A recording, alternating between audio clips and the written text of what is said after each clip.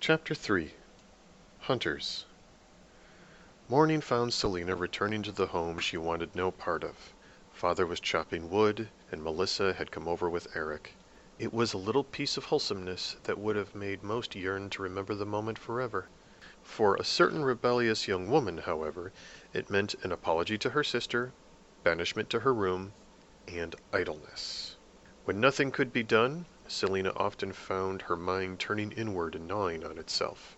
It happened while hunting, when she had to lay in wait for long stretches of time. It happened during jobs that were time-consuming, where the mind did not have to be present, like preparing and skinning a kill. Most of all, though, it happened during the times when something trapped her indoors. Generally, her cycle was only a minor nuisance, something to be tolerated with light work or long walks away from other people. During particularly bad cycles, such as this one, Baba Asagi's medicines kept her body tired but her mind active. Father was to blame for this too. Being a father of 3 girls, and a widower, he would overreact whenever any of his girls were not feeling well. A casual observer would have thought Melissa made of brittle clay when she became pregnant. Father insisted she rest and have her meals brought to her. Thomas, having not been through having a pregnant wife, hung on every bit of advice his father-in-law bestowed, and soon Melissa left the house even less than normal. Every time might be the last, Selina remembered her father saying. She felt a little guilty wishing her sister would just get on with it, but she could only handle being nice in limited amounts.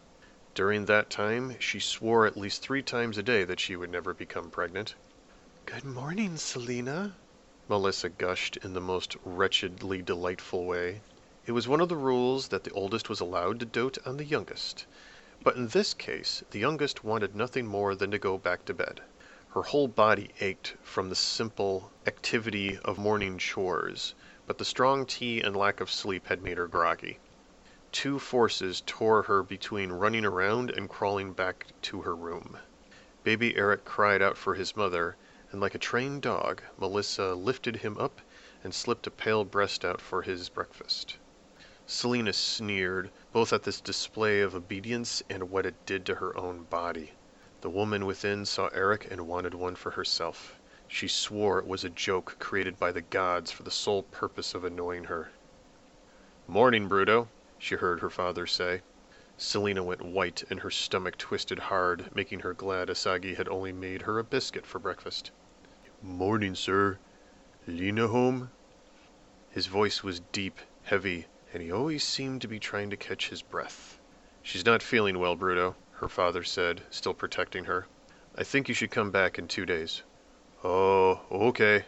Bye, sir." There was concern in his voice, but he would never disobey any of the men of the village. It was a feature Selina hated, but was currently grateful for. Bruto had an unsettling presence, and all of the women were thankful he listened to the men. And so Selina sat and dealt with something she had begun to think of as a monthly sickness. Nothing happened. The whole world stopped. Muscles twisted and screamed for activity, then punished her for moving. Time slowed its flow to a mere trickle. After the sun set twice, it rose again to find Selina outside chopping wood. Though her body was not yet perfect, she was well enough that her father would have had to tie her to the bed to keep her in it. The jolt of the axe, the ache of her joints, the sweat on her brow, it all allowed her to feel more right than she had in days. "Morning, Lena." The heavy voice breathed half her name, like the first part was too difficult to say. "You all right?" The wood of the axe handle creaked as Selina's knuckles went white from her grip. Yeah, better. Where did he come from? I didn't hear him at all. She did not want to look at him. It would have been like looking into a bear trap, the unwanted warden of her future.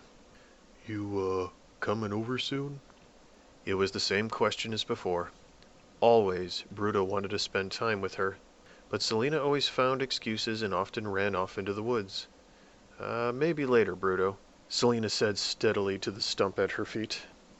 "Oh, okay," he smiled, she could tell. "Lunch?" "I'm having lunch with Asagi," Selina blurted out. "Oh." Bruto paused, as fear of the witch colored his words. "Okay, well, boy." Sweat poured from Selina's palms and feet. Only when his footfalls were farther away did she dare glance. The stones in her belly relaxed into a strange sort of panic, which made her gasp in terror. The beast in her belly stirred as she winced in pain. "I have to get out of here," she thought as hard as she could. "He can't be my future. I have to escape." The predator became prey as Selina sought to avoid her betrothed. She took the long route when sneaking through the trees to Asagi's or accepting Melissa's invitation for tea. When these excuses ran out, she shut herself in her room and refused to come out. The pain was not as bad as it had been, thanks to her latest round of Asagi's herbs, but the excuse kept Bruto away. Soon it would be safe to go running off into the woods again. Soon, but not yet. Night brought a certain comfort, but a great deal of boredom also accompanied it. Father had gone out, and the house was quiet. "Selina," a hushed voice whispered through an open window. "Valora?" "Yeah. You want to sneak out?" Selina smiled and nodded, not caring that her sister was more than likely about to get her into trouble. Much like when they were little, Selina snatched her cloak off the wall, and the two sisters stole off into the night. Sneaking through the woods in a skirt reminded the hunter why she wore pants. It was cold, and her thighs rubbed together. A feeling of lower exposure shortened her steps, like someone could look up at her if she ran too quickly. These thoughts caused her to take an involuntary look around for Bruto. "Just one more day till the end of my bleeding time. Then I can wear pants and escape." "What's going on?" Selina finally asked once she was certain they were alone. "The men are gathering." Valora's smile spoke of her meaning. "The women aren't invited, so the men can talk privately?" "Yep." They shared a pair of jackal grins. No more talking was needed. They knew where to go and how to get there without being seen. Experience took them to the Buckskins' house. It was one of the larger ones, a place where many guests could gather and share the hospitality of their unofficial leader. A warm fire was surrounded with meat and men who wore grim expressions. Selina's stomach grumbled at the smell. She had been too unsettled to have a good meal, but now she felt a powerful need to lunge at the pig on a spit. "All right," Buckskin's sturdy voice finally said. "Let's get started." Men grumbled and shuffled. Some sat while others remained standing. "Our game's gone scarce." "I'll say," Miller blurted harshly, frustration clear in his tone. "It took 2 days to find anything when I was out last. I finally found a boar, and it already had been wounded. It went down too easy, too. It was like it wanted me to end it. It wasn't natural." "Aye," nodded Fletcher. "Deer's getting scarce, too. Like something's run 'em off." "Do you think it's the witch?" Weaver asked suspiciously. "Doubt it," Hunter said in a tone that allowed Selina to let go of the breath she had taken. "The women trust her potions, and she's done nothing to harm us yet. I don't see why she'd start now." "What do you know, Lars?" It was Miller. His eyes always saw too much. "You're holding out." "I talked to her the other day," Selina heard her father say slowly. "She thinks something dark and dangerous is roaming in the greenwood." "What's she thinking?" one of the men nearly growled. "We've lost people out there before," Lars told him. "Whatever it is, I think it's something that travels through the area, kills some folks, then moves on." "Migrations?" Miller asked. "Like wolves?" Heads bobbed around the circle. "You think the wolves are getting too thick?" "Well, I did hear 'em singing the other night." Valora looked at Selina, who looked down. They had been singing the night she had left them her kill. Now they were in danger. "Maybe we should hunt them for a change," Miller suggested. "If you can find them," Hunter countered. "I've not seen a wolf in months. It's like they're hiding too." "We need to go deeper."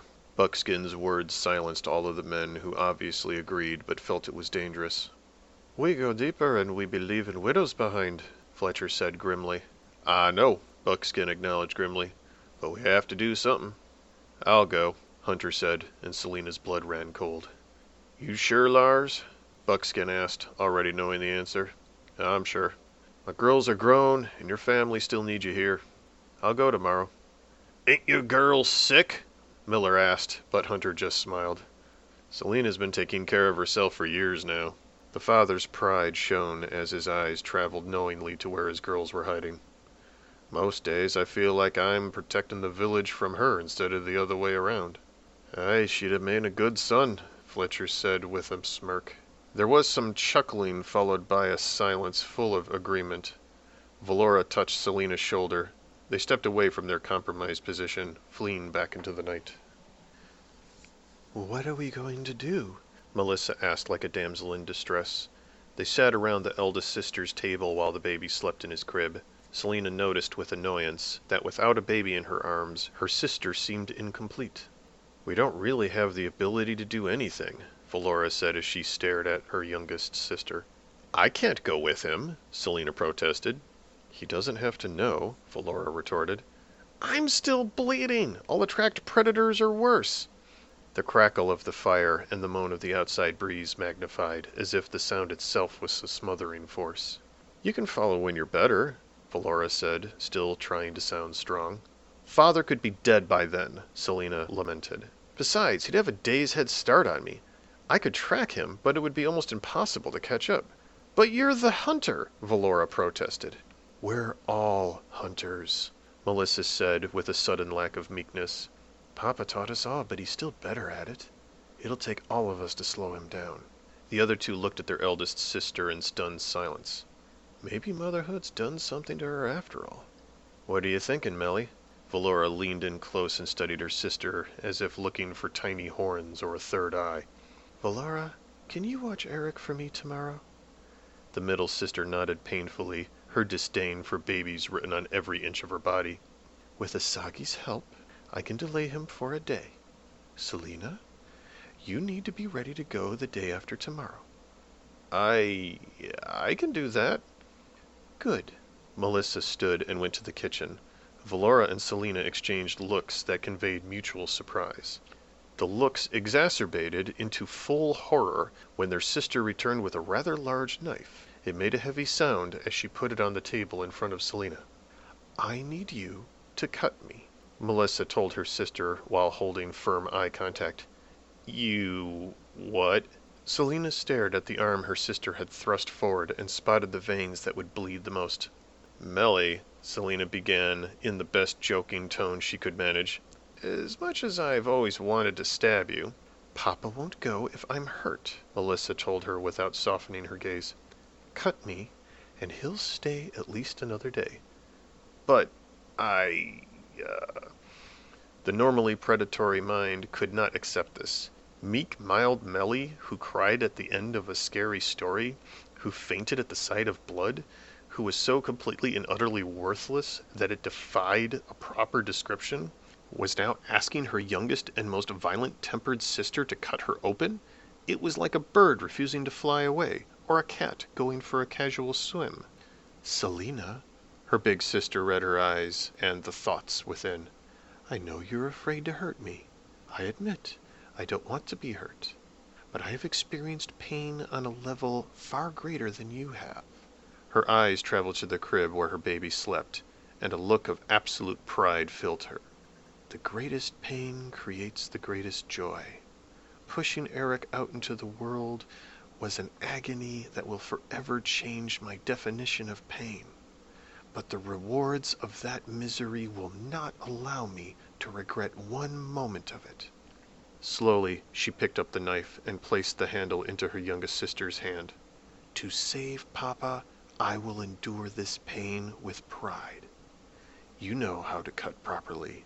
Now, cut me." No argument was found inside of Selina's mind that could defeat the logic her sister had just laid upon her. It was no longer Melissa she had to worry about hurting, but her father, who might not return should she fail. Without another word, she took her sister's arm, studied the veins and arteries, found a good place, and cut a neat slash that drew much blood. "Papa!" The drawn-out cry and the tears that accompanied them turned the grizzled hunter into an overly emotional cuddle bear faster than poisons, foods, or any type of witchcraft summoned by demons or women. Melissa cried into her father's arms while he cradled her. Selina stitched the wound with a needle and thread while Valora went to Asagi's for herbs. "I'm so sorry, Papa. I'm so sorry, so sorry." Her voice trailed off pitifully as she wept, in ways that made Selina cover her amusement with a stern look of rebuke. The knife, it slipped.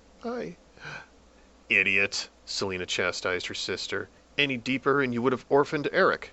Selina, her father growled in a low voice but with a firm look. Well, it's true, Selina argued defensively. Just look, the artery's right there. She thrust her finger sharply at the cut and her sister squealed in pain. Selina, her father scolded, officially this time. Fine, fine, the youngest lamented dramatically, running the needle through her sister's skin once more. You're lucky I make my own clothes now. Yes, her father said with a less amused look. We're all very lucky you've decided to take over the family business. Now we just need Asagi to make a potion to make you my son, and you can own some of what you make. Don't let Valora hear you say that, Selina grinned. Too late, the middle sister announced as she came in with a small bundle. Asagi followed soon after, causing the only man in the room to be completely surrounded. His hunter's instincts noticed, but his father's instincts told him it was better this way. Let me see, Asagi said confidently as she moved into the circle. Selina tied off and cut the line, then moved away. The old woman bent over the wound and looked at it carefully. Yes. This will need comfrey. Mr. Hunter, your skills are required. Me? Yes. The old woman nodded. Valora lacks the plant-savvy eye, and your other daughters bleed brightly this night. You must go forth and bring me what I need. Very well. He nodded, and was careful to slide away from his eldest and most needy of children. He looked carefully at every woman in the room. When at last he came to Selina, she felt as if he knew what was happening. He played his part, though, slipping his cloak and quiver over his shoulders, and taking up his bow and hatchet from the rack they kept by the door. When he finally passed out of hearing distance, Melissa began to giggle. I never thought your ability to get me into trouble by crying on command would come in handy, Valora admitted as Melissa smiled impishly. Perhaps a relaxing tea is what is in order, for those who are in need, Asagi suggested, straight-faced. Valora took up the bundle she had been carrying and put the kettle on. As she set to brewing, the old witch moved close to Selina. You and your father must drink the tea together. Your bodies will sleep a day, and your quest can begin together. Not all is as it seems. Be mindful of this as you pass into the greenwood. Selina nodded, though she did not understand what was happening. She looked again at her sisters with a new-found respect. There was more there than she had ever known to exist. That, or she had just forgotten. It struck her that there could be other things she was overlooking, and decided she needed to pay more attention.